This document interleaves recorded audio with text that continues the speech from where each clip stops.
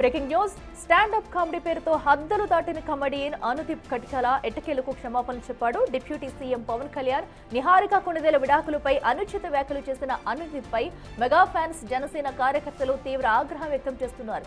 దీంతో stand up comedian Anudeep తన వ్యాఖ్యల పట్ల సారీ చెబుతూ వీడియో రిలీజ్ చేశాడు.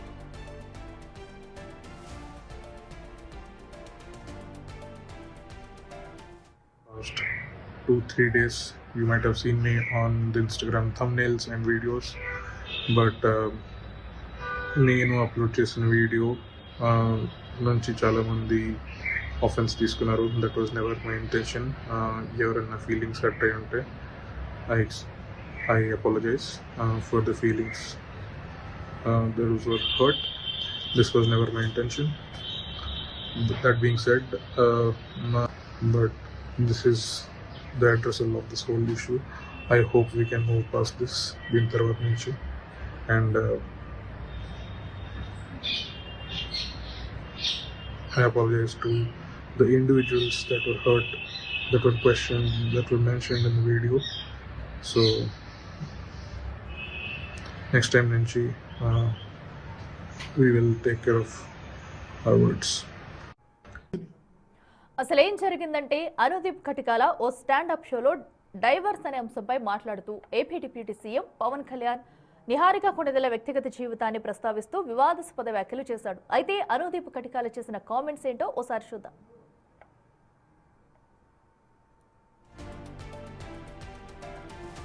స్టాండప్ కామెడీ అంటే నవ్వులు పూయించడం, కానీ అనుదీప్ కటికాల దీన్ని సినీ సెలబ్రిటీస్ వ్యక్తిగత జీవితాలను కించపరిచే వేదికగా మార్చుకున్నారు.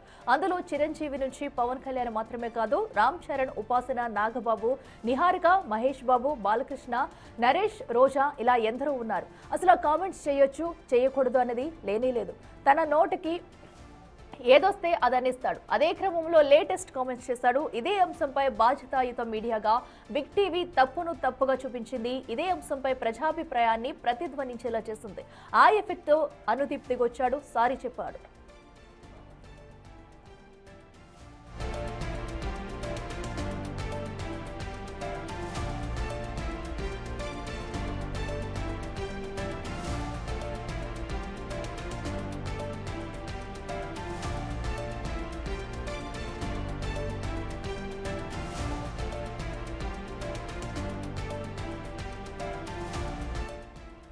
ఇక్కడే కొన్ని ప్రశ్నలు వినిపిస్తున్నాయి. తప్పులు చేసి క్షమాపణ అడిగితే క్షమించాలా? వ్యక్తిగత జీవితాలపై తప్పుడు ఆరోపణలు, నీచమైన ఆరోపణలు చేసి సో సారీ అంటే వదిలేయాలా? సెలబ్రిటీలైనా, సామాన్యులైనా ఎదుటివారి జీవితాన్ని కించపరిచే, అవహేళన చేసే హక్కు ఎవరికీ లేదు. అంతేనా?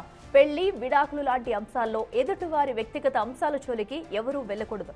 సో ఇలాంటి మనస్తత్వం ఉన్న వారిని జస్ట్ సారీతో వదిలేయద్దు.